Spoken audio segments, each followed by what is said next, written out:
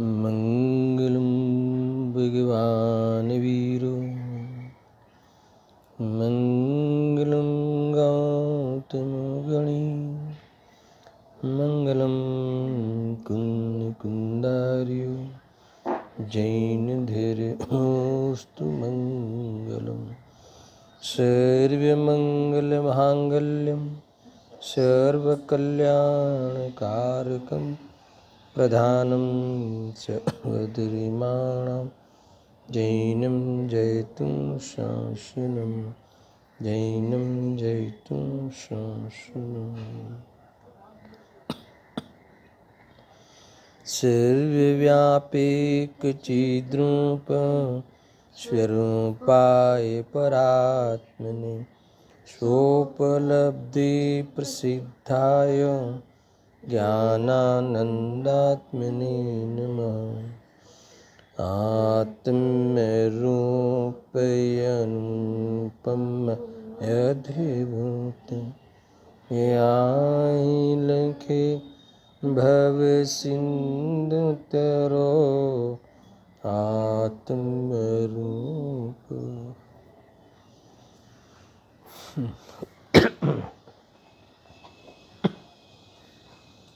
प्रवचन सार सुपरिणाम अधिकार। ये आज 84 गाथा पे स्वाध्याय प्रारंभ करते हैं। इससे पहले ये बात हो चुकी कि जो आत्म लाभ में जो बाधक है, शत्रु है, आत्म लाभ से वंचित रखने वाला जो मोह परिणाम है, उसका स्वभाव अर्थात उसका स्वरूप क्या है, और साथ में उसके भेद कौन से है, उसकी चर्चा हुई। यानी कुल मिला के मोह राग द्वेष का स्वरूप आचार्य देव ने इस 83 गाथा में बताया। अब 84 गाथा में कहते हैं कि ये तीनों प्रकार, देखो उत्थाने का पढ़ते हैं कि अब ये तीनों प्रकार की मोह को अनिष्ट कार्य का कारण कहकर उसका 3 प्रकार से मोह का क्षय करने को सूत्र द्वारा कहते हैं। यानी पूर्व में इतना ही बताया कि मोह का स्वरूप क्या है, राग का स्वरूप क्या है और द्वेष का स्वरूप क्या है। ठीक है, उसकी परिभाषाएं कही, उसका स्वरूप परिभाषाओं के द्वारा स्पष्ट किया।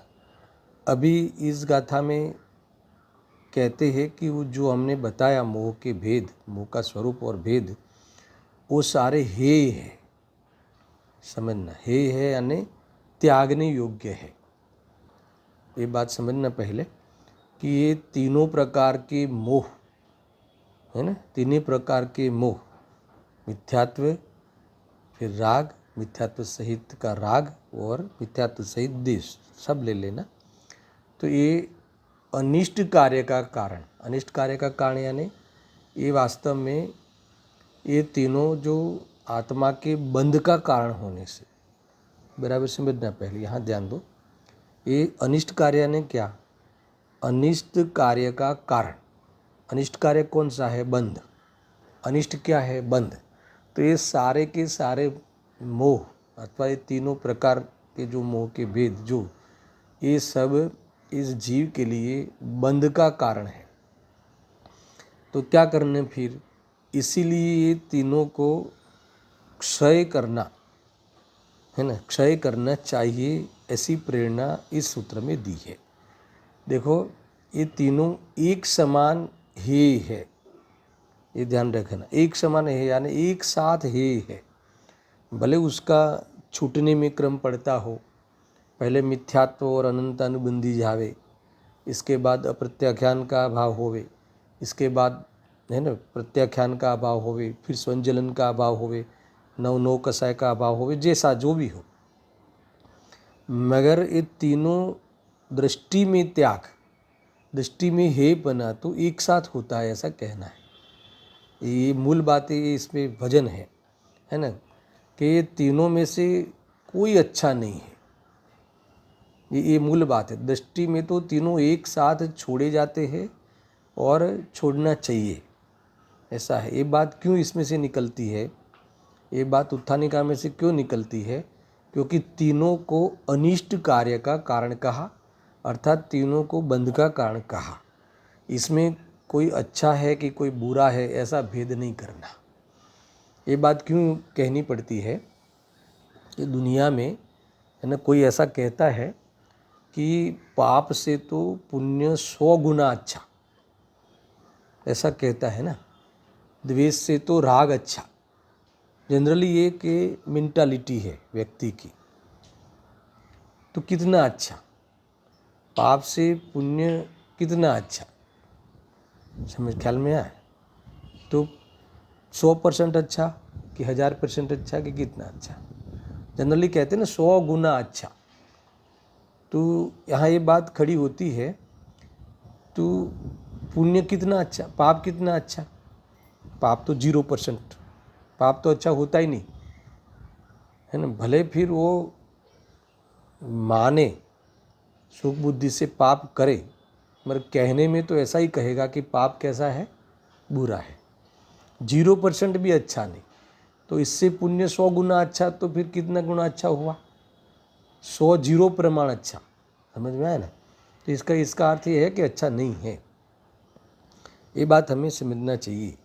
देखो, ये इसमें से तो कहीं ये निकलता है कि पाप से 100 गुना पुण्य अच्छा, यानी पाप कुछ तो अच्छा है, ऐसा कहीं न कहीं इसमें अंदर में अभिप्राय में ये बात खड़ी रहती है। मैंने शायद कल भी कहा था कि जगत पाप परिणाम को द्वेष परिणाम ले लेना, कसाय की तीव्रता को बुरा कहता है ना। पाप परिणाम को बुरा कहता है, किसी को भी पूछो तो अच्छा नहीं कहेगा, मगर वह अभिप्राय में बुरा नहीं मानता।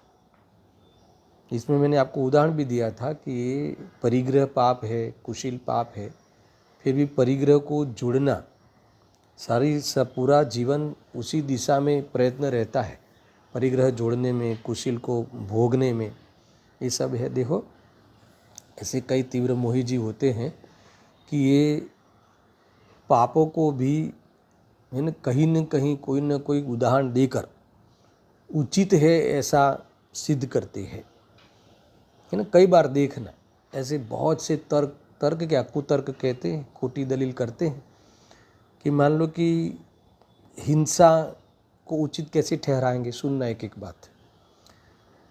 हिंसा को इस प्रकार से उचित ठहराएंगे कि देखो, कोई किसी की रक्षा करने के लिए किसी की हिंसा करनी पड़े तो ठीक है कि ठीक नहीं है, ऐसा कह के हिंसा का समर्थन करते हैं, है ना। कोई मान लो कि धर्मायतनों की रक्षा करने के लिए, या अपने कुटुंबीजनों की रक्षा करने के लिए, या अपनी पत्नी आदि की इज्जत की रक्षा करने के लिए, देश की सुरक्षा करने के लिए अगर किसी को मारना पड़े, आतंकवादी को मारना पड़े, तो इसमें क्या गलत है? देखो, ऐसा लोग, देखो क्या गलत है क्या सही है ऐसा नहीं, हिंसा तो हिंसा ही है, हत्या तो हत्या ही है, समझ में आया ना।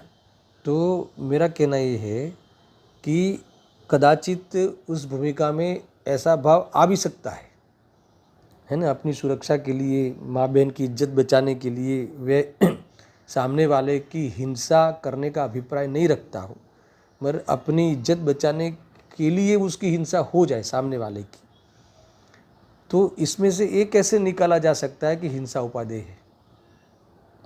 तो इस प्रकार से कहीं न कहीं ये जीव पापों को भी है ना उचित है, इस करना ठीक है ऐसा कह के उपादेय बुद्धि पूर्वक ही करता हुआ दिखाई देता है, समझे ना। वो तो बहुत मजबूरी है और वो रहा नहीं जाता, उतना उस भूमिका में क्रोध आ गया, ऐसा तो ले सकते, मगर तुम ये ठीक है ये बात कहाँ से लाए?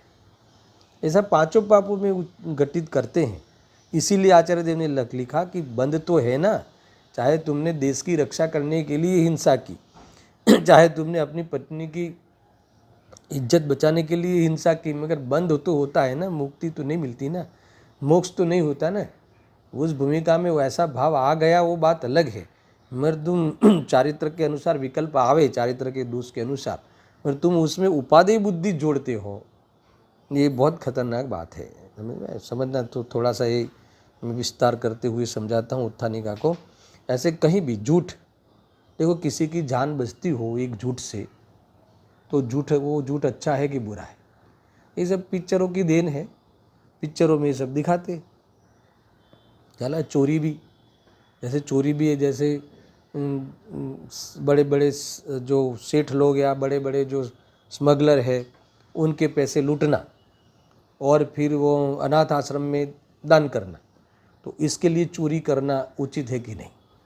तो ऐसे ऐसे तर्क आते हैं, समझना। तो क्या ऐसा नहीं है, ये चोरी तो चोरी ही है ना, झूठ तो झूठ ही है। अच्छा बुरा इसमें तुम नहीं कह सकते। ये तुम पाप को भी अच्छा कहने के पीछे उदाहरण दे देकर दुनिया को भ्रमित करते हो, ऐसा नहीं है। वितरागता के अलावा और कुछ भी अच्छी चीज़ होती ही नहीं, भली चीज़ होती ही नहीं। समझ में आया ना? वितराग रहना वही भला है। ऐसे कई कुशील में भी देखो, ऐसा एक उदाहरण मिलता है कि एक सेठ था, कोई बड़ा धनी था, तो किसी वेश्या के संपर्क में आया। वो वेश्या ऐसा कहती है कि तुम मुझे अपनाओ, ठीक है, नहीं तो मैं हिंसा अपना आत्महत्या कर लूँगी। तो प्रश्न ये खड़ा हुआ कि क्या करना चाहिए, उसको मरने देना चाहिए कि कुशील का सेवन कर लेना चाहिए? प्रश्न ये आया, है ना। दुनिया में पिक्चरों में तो ये दिखाएंगे कि कुशील का सेवन कर लेना चाहिए, क्योंकि है ना, कुशील से बड़ी हिंसा है। तो इस प्रकार से पापों में भी भेदभाव करते हैं, ऐसा करके ये पोषण करते हैं। तो क्या ये ऐसा है, परिक्रम में भी ऐसा है। अरे ऐसे ऐसे अपने में उदाहरण देते हैं कि देखो, हम अगर ये पैसा नहीं कमाएंगे तो धार्मिक संस्थाएं कैसे चलेगी, मंदिर कैसे बनेगा? इससे तो अच्छा है कि थोड़ा, है ना, इसीलिए हम फैक्ट्री करते हैं, इसलिए हम कमाते हैं, बाकी मेरे लिए ज़रूरत नहीं है। फिर ऐसा कहेंगे, ऐसा कहते हैं ना, बहुत लोग कहते हुए मिलते हैं कि वैसे मुझे हमारा तो कोई इतना, है ना, वो 5 इंद्रिय के विषयों में इतना परिणाम नहीं है, वो उसमें पैसा वैसा हमें तो ज़रूरत नहीं पड़ती, मगर मैं इसीलिए कमा रहा हूँ कि ये जो क्या बोलते हैं कि भाई 100 घर चले, या अपने कोई भी कारोबार में जितने लोग लगे उसका घर चले, और आमदनी होवे तो मंदिर चले। तो इस प्रकार से परिग्रह जोड़ने का कोई उदाहरण बताता है। इस प्रकार से उसे कहीं न कहीं उपादेय मानने रूप उसका अंदर में दृष्टि में होता है। देखो ये सब होता जरूर है, पैसा कमाए तो मंदिर में देने का भाव आए, मगर मैं इसीलिए कमाता हूँ, इसलिए ये परिग्रह पाप उपादेय है, ऐसा इस प्रकार से ये, मगर आखिरकार बंद तो है, मोक्ष का कारण तो नहीं बनता। सब ले लेना, ये राग द्वेष सब ये कहीं न कहीं ये उचित है, ऐसा मान मार कर उपादेय बुद्धि पूर्वक करता है। तुम बराबर समझना है। दर्शन ख्याल में आ रहा है? ये क्रोध को भी देखो, अगर कई बार मैंने आपको कहा कि बच्चों के प्रति अगर ये आँख लाल नहीं करेंगे, है ना, क्रोधादि अगर नहीं करेंगे, सुनना बराबर से, तो क्या वो कंट्रोल में रहेंगे, आज्ञा में रहेंगे? बोलना पड़ता है, ऐसा कहते हैं ना लोग, बच्चों को बोलना पड़ता है, बच्चों को आँख लाल करना पड़ता है, धमकाना पड़ता है। तो क्या इससे वो सुधरते हैं, इससे वो आज्ञा में रहते हैं? ऐसा कतई नहीं है। वो उससे तो तुम्हारे में आकुलता होगी और तुम्हारे कर्म का बंध होगा, वो जरूर है। ऐसा भाव आए बिना नहीं रहता, वो दूसरी बात है। बोले बिना नहीं रहा जाता, वो दूसरी बात है। पर मेरे बोलने से ये कंट्रोल हो रहा है सब, है ना, ये सब गलत है। इस प्रकार से इसीलिए बात यहाँ खास कही आचार्य देव ने उत्थानिका में ही स्पष्ट कर दिया, है ना। नहीं तो कोई कहे कि नहीं ये इस प्रकार का तो ये अच्छा है, ये थोड़ा सा पुण्य अच्छा है, ये तो आगे बहुत धुलाई हो ही गई, अच्छा बच्चा कुछ नहीं होता, सब एक समान है, ऐसी गाथाएं बहुत आ गई। ये तो मैं थोड़ा सा आप भूल गए हो तो याद कराता हूँ। इसलिए आचार्य देव कहते हैं ये अच्छा बच्चे की बात नहीं है।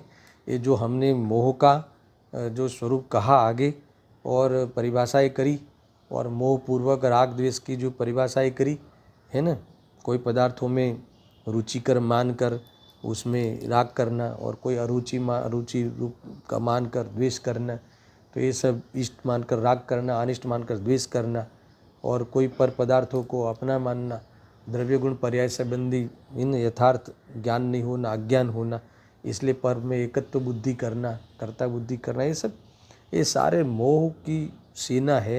ये जीव को शांति से रहने नहीं देता ये परिणाम।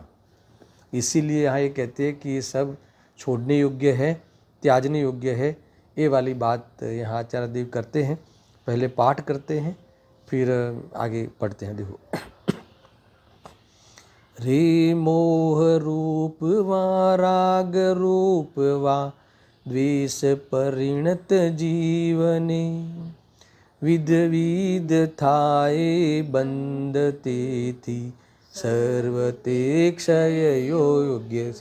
एक ही पंक्ति में कैसा भी होवे, है ना, तीर्थंकर प्रकृति का बंद करावे, ऐसा भाव भी ही है, क्योंकि वो बंद कराता है। गुरुदेव जी ने तो लास्ट वाली बात कह दी ना, गजब की। तीर्थंकर जिस भाव से तीर्थंकर प्रकृति का बंद होता हो, वो भाव उपादेय कैसे हो सकता है, वो भाव धर्म कैसे हो सकता है। समझ में आया ना। जो बंद करावे वो भाव को बंद करने का कारण हो, है ना, अनिष्ट कार्य का कारण हो, अनिष्ट कार्य हो, बंद अनिष्ट ही है, कारण हो, ऐसे भावों को तुरंत ही क्षय करना चाहिए, है ना। ये हम मूल बात आई है। मैं गाथार्थ पढ़ता हूँ, फिर टीका पे खास उदाहरण दे के आचार्य देव ने समझाया है, उसकी भी चर्चा आज हम कर ही लेते हैं। देखो क्या कहते हैं कि मोह रूप व राग रूप अथवा द्वेष रूप परिणमित जीव की विविध बंध होता है, इसीलिए वे मोह राग द्वेष संपूर्णतया क्षय करने योग्य है। कुछ भी रखने योग्य नहीं तो थोड़ा तो रखने योग्य है ना, ये पूजा पाठ आदि का भाव तो रखने योग्य है ना। अरे दृष्टि में तीनों है, और भाव का क्रम पड़े वो बात अलग है। देखो मैंने कई बार ये विधि समझाई है कि पाप पुण्य में, है ना, शुभाशुभ भाव में उपादेय बुद्धि एक साथ छूटती है ना, अथवा हे बुद्धि एक साथ होती है, इसमें अंतर नहीं पड़ता। फिर सबसे पहले स्थूल पाप छूटते हैं। देखो छूटने का क्रम कैसे होता है, ठीक है। इसके बाद सूक्ष्म पाप छूटते हैं, तो तुरंत पंचम गुण स्थान आए। देखो पाप पुण्य भाव में, शुभाशुभ भाव में उपादेय बुद्धि एक साथ छूटती है, तो चौथा गुण स्थान हो गया। स्वभाव में उपादेय बुद्धि होना, विभाव में उपादेय बुद्धि छूटना, स्वभाव की रुचि होना, विभाव की रुचि छूटना, ये सम्यक दर्शन हुआ। विभाव छूटा नहीं अभी तक, रुचि छूटी, मगर उसमें रुचि छूटी, यानी ये सब एक समान है। शुभाशुभ भाव मेरे स्वभाव से भिन्न है, मेरे कार्य के लिए एक क्षण के लिए भी उपादेय नहीं है। इस प्रकार की दृष्टि अनुभव करके हो गई, ठीक है। इसके बाद जो स्थूल पाप छूटते हैं, है ना, ये पंचम गुण स्थान, दूसरी चौकड़ी प्रमाण। तो इसके बाद तो वहाँ सूक्ष्म पाप छूटते हैं, यानी तुरसब पाप छूट जाते हैं। छठा गुण स्थान मुनि दशा, बराबर है। और शुद्ध भाव बढ़ता है, अभी शुद्ध भाव बढ़ता है, वितराग भाव बढ़ता है, और अशुभ भाव तो चला गया। अब पुण्य भाव रहा। पुण्य भाव में उपादेय बुद्धि तो पहले ही छूट आए थे, अब पुण्य भाव का भी अभाव होते जाएगा। समझ में आया ना। वैसे उपयोग पुण्य शुभ उपयोग घटता जाएगा, और शुभ उपयोग घटता जाएगा, यानी बार बार स्वभाव में चले जाएंगे तो शुभ उपयोग घटा, शुद्ध उपयोग बढ़ा। अब श्रेणी चढ़ते हैं तो शुभ परिणति, समझना, ये परिणति जो है वो भी उसकी विशुद्धि भले बढ़े, मगर वहाँ कमी आ जाती है परिणति में, वो भी घटता जाता है, घटता जाता है, घटता जाता है। तो 11वें 12वें गुण स्थान में, ये क्या 11वें गुण स्थान में वो उपशम हो जाता है पूरा पुण्य परिणाम, है ना। मोह का ये छिल्ला भेद, पुण्य परिणाम मोह का ही भेद है ना एक, वो उपशम हो जाता है, और 12वें गुण स्थान में हो तो क्षय हो जाता है। इस प्रकार से मोह राग द्वेष का क्षय होने रूप पूरी प्रक्रिया है। तो मेरा तो ये कहना है कि उपादेय बुद्धि तो एक साथ गई ना, मतलब सब छोड़ने लायक है ना। पर में एकत्व बुद्धि छूटती है, तो ऐसा नहीं कि नहीं देवशास्त्र गुरु में तो अभी एकत्व बुद्धि रखते हैं, खाली ये अपन जो ये भोगों में निमित्त बनने वाली सामग्री या सगे संबंधी में एकत्व बुद्धि छोड़ देते, ऐसा नहीं होता कि ये पर है, मेरे से भिन्न है, ये चैतन्य स्वरूप है, वो मैं हूँ, बस। ये एक साथ में भाग तो ऐसे ही पड़ेंगे, है ना। वो पर भाव, परद्रव्य को लेके होने वाले शुभाशुभ भाव, ये सारे पर है, और मेरे साथ उसका अत्यंत भाव है, मेरे साथ संबंध नहीं। तो इस प्रकार से ये गाथा यहाँ आई है। अभी यहाँ जो 3 बातें कही मूल अन्वयार्थ में, मोह, राग और द्वेष, समझना। मोह के साथ होने वाला, मोहपूर्वक, मिथ्यात्व पूर्वक होने वाला राग और द्वेष, है ना, अज्ञान सहित का राग द्वेष तो स्वीकार ही नहीं है मुक्ति के मार्ग में। समझ में आया ना। फिर जो चारित्र मोह वाला राग रह सकता है साथ में, पर उसका भी क्रम से अभाव, जो मैंने अभी बताया, इस प्रकार से अभाव होकर जीव अरिहंत दशा और सिद्ध दशा को प्राप्त होता है। अब देखो ये 3 प्रकार के जो कहे, मोह, राग, द्वेष, सुनना, मिथ्यात्व, राग, द्वेष, सुनो यहाँ पे, ये 3 भाव संपूर्णतया क्षय करने योग्य क्यों है, तो इसका, क्योंकि ये जवाब दे देता हूँ, क्योंकि इससे बंद होता है, तीनों से। सुनना, बराबर है। अब इसमें एक बात खास आई है कि ये तीनों प्रकार के जो मोह के भेद है, तीनों प्रकार जो है मोह, 3 प्रकार के जो कहे, यह संपूर्णतया क्षय करने योग्य है, वो एक हाथी के उदाहरण के द्वारा, है ना, ये समझाते हैं, बहुत खुलासा करते हैं। इसमें जो भावार्थ है, तो भावार्थ में तो विशेष बात आई है, इसमें खोलकर एकदम उदाहरण को ही खोला है, तो हम उदाहरण वहीं से समझते हैं, टीका पहले पढ़ लेते हैं, ठीक है। और इसलिए 2 बार अलग अलग से पढ़ने की जरूरत नहीं, भावार्थ में विस्तार करके उदाहरण के द्वारा ये तीनों क्यों है, क्योंकि तीनों बंध के कारण है, ये इसकी बात वहाँ कही है। मिथ्यात्व यानी अज्ञान, और अज्ञान पूर्वक ये राग, किसी पदार्थों का के प्रति आकर्षण, प्रेम, और राग किसी पदार्थों के प्रति अरुचि, द्वेष, है ना। तो ये तीनों बंध के कारण हैं, इसमें कोई अच्छे बुरे की बात नहीं है, ये बात समझना चाहिए। ऐसा है, देखो कभी कभी ऐसा है ना कि एक और चालू करने से पहले और एक बात बताता हूँ, क्योंकि वो बात बहुत चली ना, कि इसमें से कोई भी ये, क्योंकि तीनों बंध का कारण है, तीनों अपने शुद्धात्मा के लाभ से वंचित करते हैं, चाहे फिर मंद कषाय हो, चाहे फिर कैसे भी परिणाम हो मंदता का या तीव्रता का, सब। इसके लिए एक उदाहरण देते हैं, पहले उसको में अपन निपटते, फिर ये तीनों किस प्रकार से संपूर्णतया, क्यों इसको आप हे कहते हो, क्यों छोड़ने योग्य है, तो उसका उदाहरण हाथी के द्वारा यहाँ दिया है, ठीक है। तो उससे पहले बताता हूँ कि जैसे 2 परिंदे हैं, मान लो, ठीक है, कि ऐसा है कि एक प्रकार से 2 पक्षी है, और जंगल में दोनों साथ में उड़ रहे हैं, साथ में वहाँ है, वहाँ प्यास लगी दोनों को, सुनना, तो वहाँ पानी थोड़ा है, ठीक है। अब किसी एक को ही पूरा पड़े इतना पानी है, अब प्यास दोनों को लगी है, तो दोनों लड़ते हैं कि मैं पीऊँ, वो पक्षी कहता है मैं पीऊँ, तो पानी तो साइड में रह जाता है, और दोनों झगड़ते, और झगड़ते झगड़ते मर जाते हैं। तो दोनों पानी से रहे, है ना, पानी पीने से रहे, ठीक है।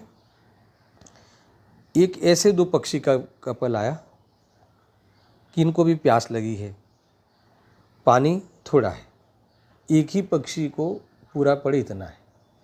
अब ये दोनों के बीच में प्रेम बहुत है, तो एक कहता है कि तू पी, एक कहता है कि तू पी, समझ में आ गया ना। तो दोनों तू पी में तू पी करते करते दोनों मर जाते हैं। कुल मिला के मेरा कहना ये है कि दोनों पानी से तो वंचित रहे ना। तो देखो इसमें अगर जगत का तो ऐसा नेचर है कि उनको तो वही दिखता है कि दोनों कितने अच्छे, कि दो एक दूसरे के लिए कैसा भाव है, मगर पानी से तो रहे ना, पानी पीने से तो रहे, पानी तो मिला ही नहीं, समझना। तो ये क्या अच्छा और क्या बुरा, कोई कहे कि चलो, है ना, एक मैं पी करके मरा और एक तू पी करके मरा। दोनों में ऐसा है ना। पानी थोड़ा नेहा घना, तो ये कहते हैं कि तू पी करके मरा, है ना। पानी थोड़ा द्वेष घना, तो ये कहते हैं मैं पी करते मरा। दोनों पानी के बिने रहे। तो यहाँ कोई कहे कि नहीं भाई पाप से तो पुण्य अच्छा, तो वो पाप में 5 इंद्रिय के विषयों में भोगते भोगते मर के नरक चला गया, वो भी भगवान आत्मा के दर्शन से वंचित रहा, समझे ना। उसमें उपादेय बुद्धि मार्ग मानकर, तुम समझना पूरी बात। और ये कोई पुण्य परिणाम में कि चलो उससे तो ये अच्छा है, तो उसी में ही उपादेय बुद्धि करते करते पुण्य में ही रह कर शुद्धात्मा को देखने से वंचित रह गया। तो आखिरकार तो दोनों मुक्ति के कारण से दूर रहे। दोनों ने जल का सेवन नहीं किया, जैसे वो दोनों पक्षी के कपलों ने, ऐसे ये दोनों ने राग पाप का समर्थन करने वाले जीव या पुण्य के समर्थन करने वाला जीव, दोनों का समर्थन करना मोह है। किसी का भी समर्थन करना मोह है। दोनों में भेद करना मोह है। दोनों को स्वभाव से भिन्न जानना मोह का क्षय है। समझ में आया ना। तो इस प्रकार से शुद्धात्मा से वंचित रहे। देखो ऐसा ही है कि पाप के समर्थन वाले जीव तो भले जबान से बोले पाप बुरा है, पर सुख बुद्धि पूर्वक पाप करते हैं। समझ में आया कि नहीं, देख लेना तुम। बोले तो ऐसा ही पाप बुरा है, पाप बुरा है, अच्छा नहीं है, क्रोध बुरा है, कषाय बुरी है, मगर ये सब लोग क्या करते हैं, उपादेय बुद्धि पूर्वक अंदर में करते ही है, सुख बुद्धि रहती है। ऐसे ही अब दूसरा ले लो, जैसे थोड़े आध्यात्मिक थोड़ा रहता है, मान लो किसी का अध्यात्म पढ़ते हैं, तो अध्यात्म में पढ़ते पढ़ते ऐसा बोलने तो लगता है कि पुण्य बुरा है, पुण्य बुरा है, मगर पुण्य का जो फल आता है उससे तो राजी होता ही है। समझ में आया ना। मान लो कि पुण्य भाव बुरा है, ये प्रवचन करने का भाव बुरा है, पुण्य भाव स्वाध्याय करने का भाव बुरा, ऐसा बोले अध्यात्म में बोले, मगर 4 लोग बखान करे, है ना, तो उससे अंदर में अच्छा लगता है। तो आखिरकार तो उपादेयपना आया ना। तो ये इसी पे थोड़ा वजन है, ये है ना जो पहली लिटी कि ये तो इसमें उपादेय बुद्धि, ये तत्व के प्रति अज्ञानता है ना, यही अज्ञानता है कि वो स्वभाव को और विभाव को भिन्न जानता ही नहीं है ना। ये दुख के कारण और सुख के अथवा बंध के कारण और मुक्ति के कारण में अंतर ही नहीं करता, अथवा इसको मुक्ति के कारण की खबर ही नहीं है। ये बंध के कारणों में ही भेद करता है कि एक तो बंध का कारण है और एक मुक्ति का कारण है। ऐसा कर करके यही तो अज्ञानता है, स्वपर में वेद विज्ञान नहीं कर पाता, तो ये अज्ञानता है। तो ये सारा बंध का कारण है। ऐसा यहाँ इस गाथा में अभी मैं टीका प्रारंभ करता हूँ, टीका मात्र पढ़ता हूँ, हम भावार्थ में इसका खुलासा विशेष समझेंगे। देखो क्या कहते हैं, देखो, इस प्रकार तत्व अप्रतिपत्ति वस्तु स्वरूप के अज्ञान, है ना, वस्तु स्वरूप से विपरीतता से रुके हुए मोह रूप राग रूप, है ना, मोह रूप राग रूप या द्वेष रूप परिणमित होते हुए इस जीव को सुनना। पहले फिर से पढ़ता हूँ, इसमें खास ध्यान देने योग्य बात है, यहाँ ध्यान देने योग्य है कि इस प्रकार तत्व अप्रतिपत्ति, यानी आगे इसकी परिभाषा आ गई है, तत्व संबंधी अज्ञान, है ना, स्वपर संबंधी अज्ञान, अपने द्रव्य गुण पर्याय और दूसरे के द्रव्य गुण पर्याय संबंधी अज्ञान, अन्य पदार्थ के द्रव्य से परद्रव्य से स्वद्रव्य, पर गुण से स्वगुण, पर पर्याय से स्व पर पर्याय मानना, एक मानना, कर्ता मानना, ये समझ में आया ना। तो इस संबंधी इसकी स्वतंत्रता का पता नहीं होना, है ना। ये सारे पदार्थ गुण द्रव्य गुण पर्याय में ही द्रव्य लिए हुए सत्ता, अनादि अनंत सत्ता हर द्रव्य की है, ऐसा ख्याल में नहीं आना। ये सबसे बड़ा मोह तो यही है, ये यहाँ कह रहे हैं।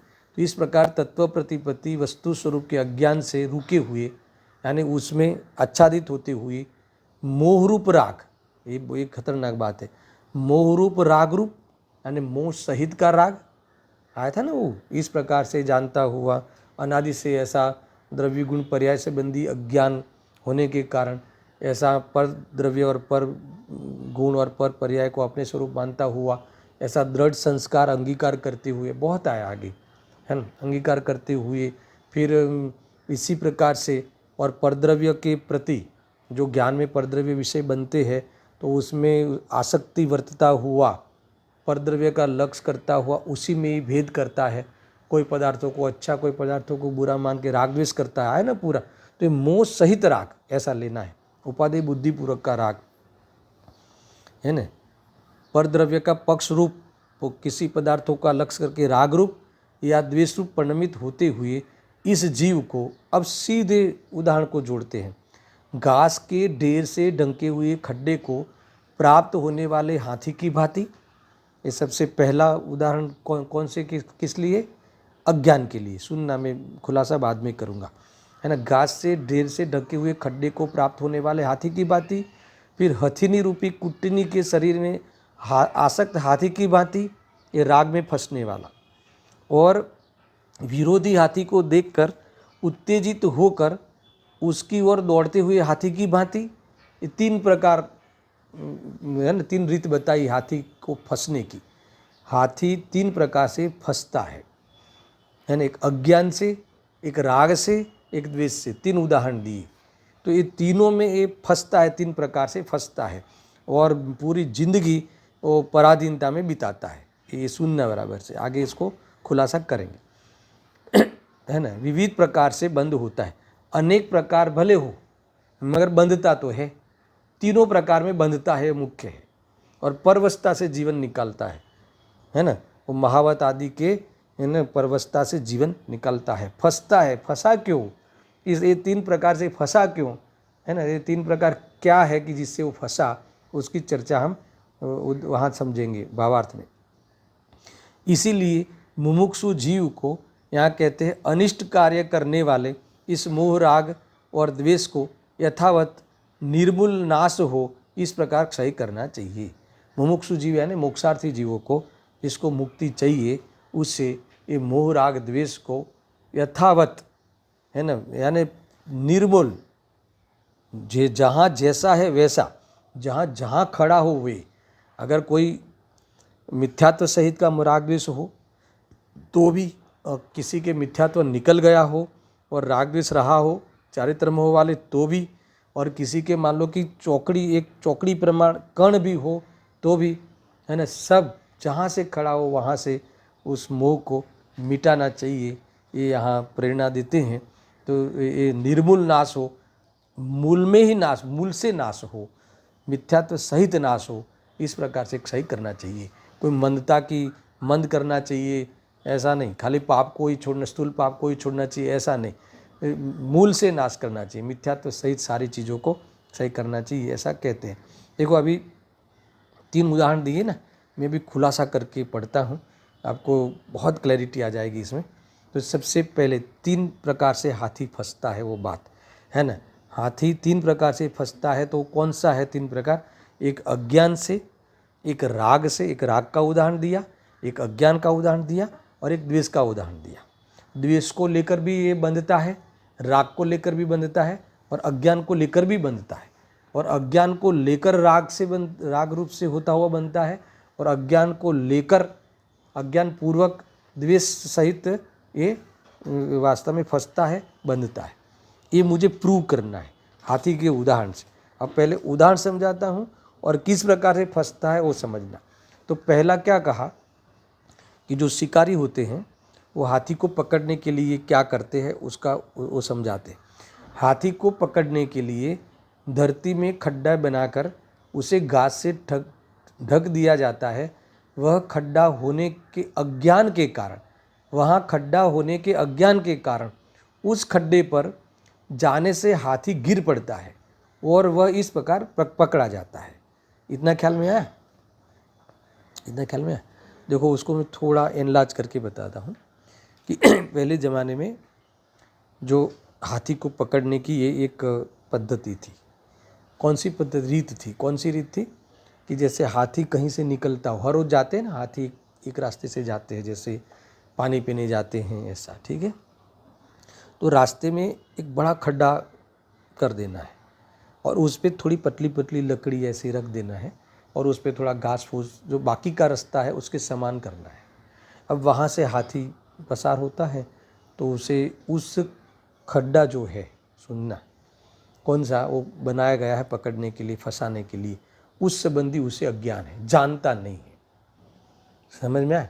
तो वहाँ से बिंदास निसंग चलता है और खड्डे में पड़ता है। तो खड्डे में घिरा, बहुत ऊंडा खड्डा है, निकल नहीं पाता। अब वो लोग क्या करते हैं कि 2-4 दिन उसे कोई खाना पीना नहीं देते, अंदर पड़ा रहने देते हैं। सुनना बराबर, मनोविज्ञान। अब वो अंदर पड़ा रहता है तो सुनो, यहाँ छोड़ो, पड़ा रहता है तो फिर वो उसका जो जोश होता है हाथी का, वो जोश क्या ख़त्म हो जाए। इसके बाद फिर वो लोग आते हैं, आके फिर उसे खाना देते हैं, वहीं से पानी पिलाते हैं, वो सब करते हैं।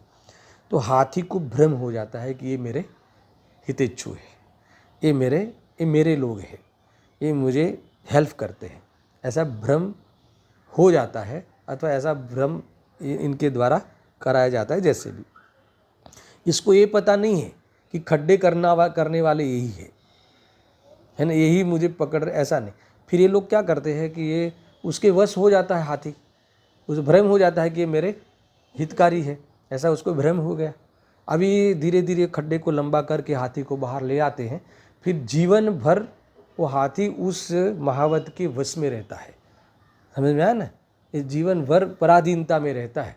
इसका कारण कौन हुआ? दर्शन, अज्ञान। क्योंकि उसको ऐसा ही लगता है, एक तो अज्ञानवश खड्डे में पड़ा और दूसरा कि अज्ञान ये मेरे है कि मेरे हितकारी है कि हितकारी, ऐसा निर्णय नहीं है, तो पता ही नहीं है, तो उसके लक्ष्य से वो पूरा परवस्था से रहता है। ऐसे ही इस जीव को पता नहीं है। क्या पता नहीं है? कि मैं चैतन्य स्वरूप भगवान आत्मा हूँ, है ना, मैं देह नहीं हूँ, है ना, ये देह मेरा कोई आधार नहीं है और उसके कारण कोई मुझे लाभ होता है ना, ये ऐसा उसे पता, इसके कारण मुझे लाभ नहीं होता है, उसको पता नहीं है। इसीलिए ये मिथ्यात्व रूपी खड्डे में पड़ा।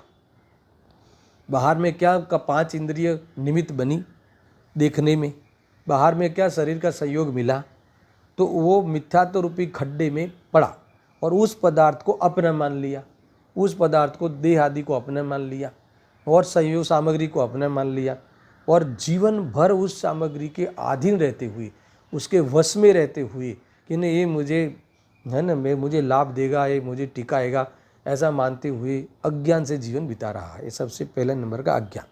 अब दूसरे राग का उदाहरण सुनो।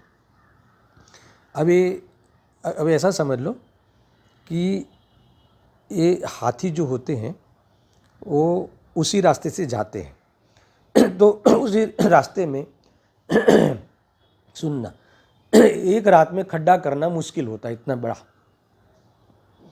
तो दूसरे कोई रास्ते में वो देख नहीं जाएगा, एक बार देख ले तो गिरेगा नहीं इसीलिए दूसरे रास्ते में खड्डा करते हैं। ठीक है, कई दिनों चले जाते हैं, 10-12 दिन में खड्डा हो गया। अभी बात यह है कि उस खड्डे के पास हाथी को लाए कैसा जाए, कैसे लाया जाए ये बात मुख्य है।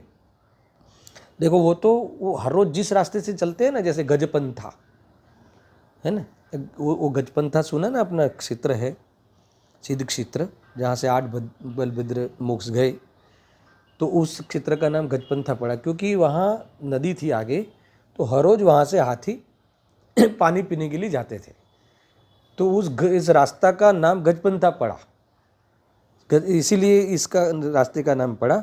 तो मेरा ये कहना है कि वो कौन सा क्षेत्र कि जहाँ से हाथी रोज जाते हैं, वो क्षेत्र पे से हमारे 8 बलभद्र मोक्ष गए, तो उसका नाम गजपंथा इस प्रकार से पड़ा।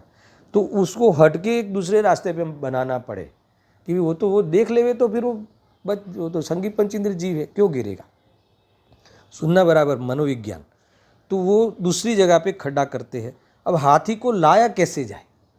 उस खड्डे के पास तो लाना है ना, वो तो एक ही रास्ते से जाता है। तो यहाँ ये कहते हैं कि अब दूसरे प्रकार का समझो कि एक हथनी होती है, हाथी को पकड़ने के लिए, अब पकड़ना है उसको, तो कहते हैं कि पकड़ने के लिए सिखाई हुई हथनी भेजी जाती है और उसके शारीरिक राग में फंसने से हाथी पकड़ा जाता है, रीझता है। अब कैसे? तो एक कुटनी यानी उस कूटनीति वाली हाथी कि उसको ट्रेंड हथनी ट्रेंड, तो ऐसा इस प्रकार से वो कायाकलाप करे कि जिससे जो हाथी है उसके प्रति रंजायमान हो, रीझे। तो ऐसी ट्रेनिंग दी जाती है हथनी को। शिकारी के पास ऐसे एक हथनी होती है कि उसको ट्रेंड करता है वो कि कैसे इसको रीझाना। तो हाथी, तो जंगली हाथी आ रहा है और आगे खड्डा है, तो पहले वो रीझाता है, हथनी रीझाती है उसको, इस प्रकार की एक्टिंग करती है। तो हाथी फिर उसके पीछे दौड़ता है। अब जो हथनी है वो तो खड्डे के बाजू से निकल जाती है, क्योंकि उसको पता है कि यहाँ खड्डा किया है, मायाचारी तो करनी थी उसको, पर वो हाथी को पता नहीं था और दूसरा इसके पीछे रीझ गया।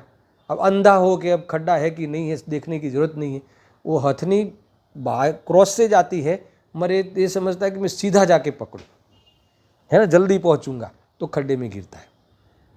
अब क्यों गिरा? तो एक तो खड्डा का पता नहीं था, वो तो है ही, मगर यहाँ कहते हैं, आचार्य देव कहते हैं कि वो हथनी के राग में फंसा ना, और फंस के खड्डे में पड़ा। ऐसे ही ये जीव 5 इंद्रिय के विषयों में, है ना, उस विषयों में उसमें रंजायमान हुआ, है ना, रीझा, तो उसमें फंसा कि नहीं सुख मिलेगा, खाने में सुख मिलेगा, भोगने में सुख मिलेगा, तो उसकी सामग्रियों में फंसा।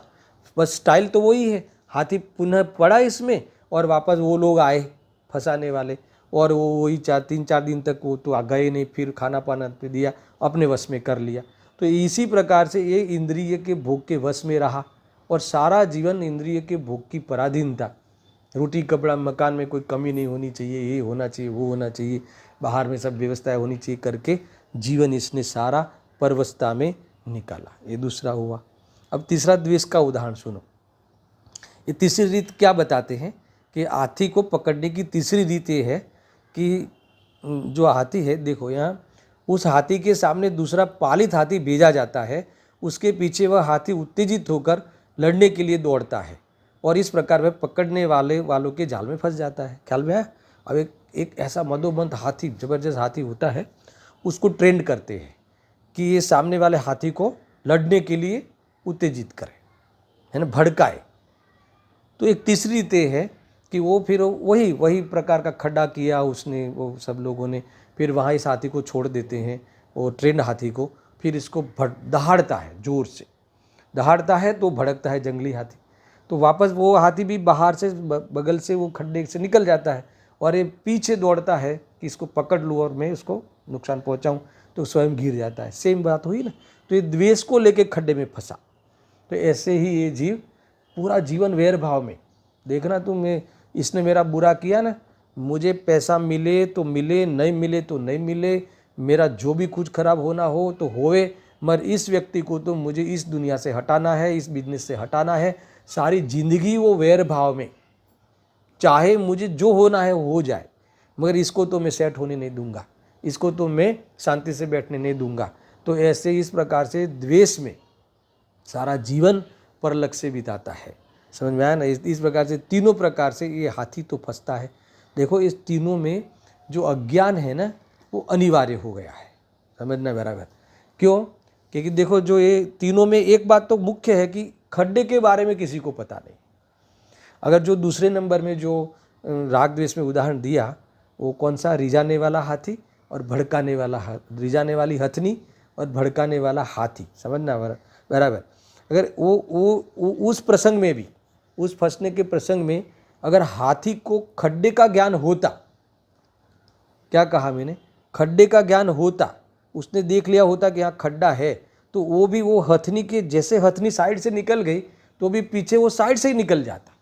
तो सबसे पहले क्या समझा कि अज्ञान तो है ही, खड्डा संबंधी अज्ञान तो है ही, और साथ में अज्ञान पूर्वक का राग, यानी देखो तीनों में अज्ञान तो अनिवार्य कहा ही कहा आचार्य देव ने।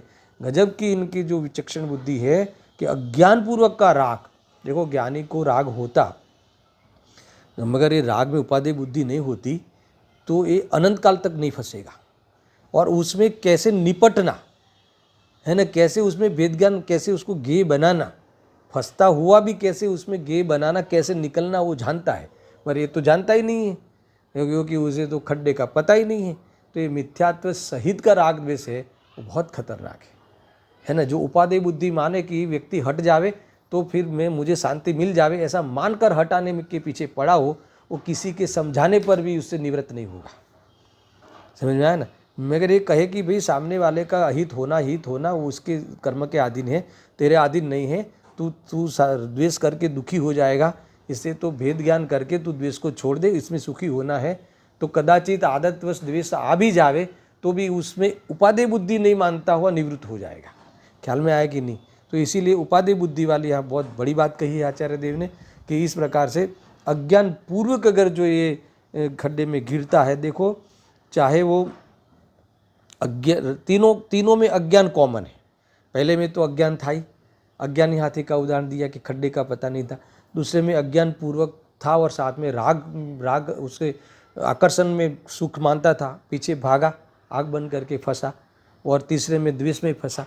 तो तीनों में बंधा तो है ना, तीनों में बंद तो हुआ ना। कौन सा अच्छा हुआ, तीनों में बंद है, तीनों में वश तो हुआ ना। तीनों ही प्रसंगों में राग से फंसा कि द्वेष से फंसा कि मिथ्यात्व से फंसा, कि तीनों में वो परद्रव्य के उस महावत के अधीन उस हाथी को जीवन निकालना पड़ेगा ना। इसलिए उपाधि बुद्धि पूर्वक राग के लिए फंसा या द्वेष के लिए फंसा, मगर परद्रव्य के अधीन वश होते हुए उसने जीवन निकालना पड़ेगा। और बंद तीनों में होगा, बंद होगा ना। अनंत बंद होता है मिथ्यात्व को लेके, राग द्वेष करके अनंत अनुबंधी है। तो इसीलिए संसार का अंत यहाँ नहीं आता। तो आचार्य देव ने कहा कि तीनों छोड़ने योग्य क्यों है, क्योंकि तीनों में बंद होता है। इसलिए अच्छा है कोई अच्छा है कोई बुरा है ऐसा भेद नहीं करना।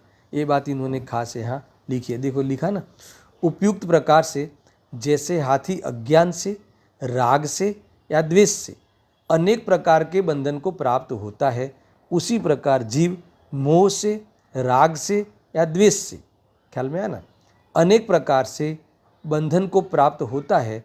इसीलिए मोहार्थी को मोह राग द्वेष का भली भांति संपूर्णतया मूल से ही क्षय कर देना चाहिए, यहाँ कहता है। देखो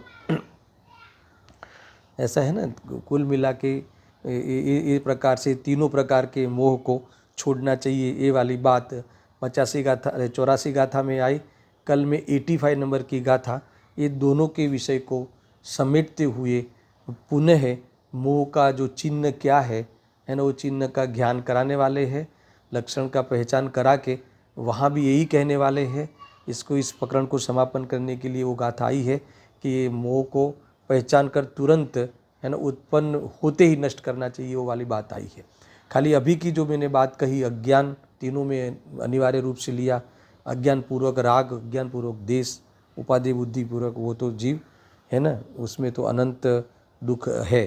कोई व्यक्ति ऐसा कहता है, 2 मिनट कह के समाप्त करता हूँ, कोई व्यक्ति ऐसा कहता है कि साहब ये ऐसे भी कोई है ना लॉजिक देते हैं कुतर्क कि वो अज्ञान से जो बंद होता है, मान लो कि वो तो कम होगा ना, और जाने और फिर राग में पड़े। तो आपने वो बात दी ना कि विज्ञानी तो जानता है फिर भी फंसे, तो उसमें बंद कम होता है ना, और उसको अज्ञान वाले को बंद ज़्यादा होता है। तो किसी को ऐसा समझ में आया हो, कोई ऐसा तर्क करे कि ऐसा कैसे हो सकता है कि भी कोई जैसे कोई आलू प्याज खाता है और उसे पता नहीं है कि इसमें जीव है, तो उसको और हम किसी को पता है और खाता है, सुनना बराबर से, तो बंद किसको ज़्यादा होगा। ऐसा करके वो ऐसा कुतर्क करता है सुनना। तो देखो ये खाने वाले को तो बंद पड़ता ही है जानने के बाद भी, और जो नहीं खाता है तो उसे तो अज्ञान का भी नुकसान है, वो कभी छोड़ने वाला भी नहीं है, ये तो कभी छोड़ेगा भी, वो तो छोड़ने वाला भी नहीं है, और अज्ञान का भी बंद पड़ता है और खाने की गृहता का भी बंद पड़ता है। सुनना देखो ऐसा है कि कोई कहे कि भी जानता नहीं है उसमें क्या कसूर, तो तुम जानते नहीं हो और तुम बिजली का तार पकड़ लो तो माफ़ हो जाएगा क्या, करंट नहीं लगेगा। अरे नहीं जानने पर भी तो करंट लगेगा ना, समझ में आया। मान लो कि कोई खड्डा है और तुमने नहीं जाना और गाड़ी तुम स्पीड से चलाते हो, और कोई कहे कि मेरा क्या कसूर, खड्डा मुझे पता ही नहीं था इसलिए गिरा, तो पता नहीं होने पर कोई नहीं गिरेगा ऐसा तो नहीं होगा ना। मगर किसी को पता होगा ये खड्डा है, यहाँ खड्डा है, उसने जाना है उस रास्ते, परिचित है कि यहाँ खड्डा है, तो भले उसको गिरना पड़े और कोई चारा नहीं है कि वहीं से निकलना पड़े, तो वो कैसे पड़ेगा वो आपको समझ में आता होगा, कैसे गाड़ी सिपत से निकालेगा, ख्याल में आया ना। तो वो खड्डे से उसको कम झटका लगे ऐसे निकालेगा। इसीलिए जो जानता है ना, वो वास्तव में उसका अभाव करने का प्रयास करेगा। कमजोरी से मजबूरी से कोई भाव आते हैं तो उससे उसको ज्ञेय बनाने की उसके पास कला भी है और उसमें विवेक भी आ जाता है, बख्श बख्श का विचार करके प्रवृत्ता हुआ निकलता है और बाकी के जो आता है वो भाव को भी छोड़ने का ही उपाय रखता है। इस प्रकार से कुतर्क से कुछ चलने वाला नहीं है। कुल मिला के किसी भी प्रकार से तुम रखने की बात करोगे तो उपादेय बुद्धि हो जाएगी, उपादेय बुद्धि होगी तो उसका अभाव का प्रसंग नहीं आएगा। इसलिए आचार्य देव ने कहा है कि तीनों एक समान ही है ना। पहले तो एक समान त्यागने योग्य है, इसमें कोई भेद किए बिना हे है वो पहले तेरी दृष्टि में से त्याग कर ले तो मिथ्या तो चला जाएगा, मिथ्या तो सहित का राग द्वेष चला जाएगा, फिर बाकी का क्रम से अभाव होगा।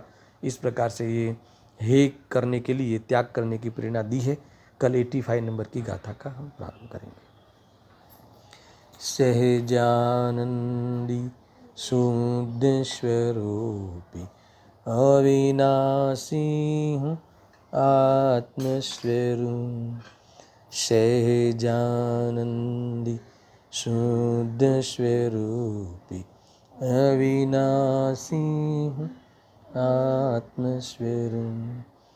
सहजानंदी शुद्ध स्वरूपी अविनाशी हूँ आत्मस्वरूप।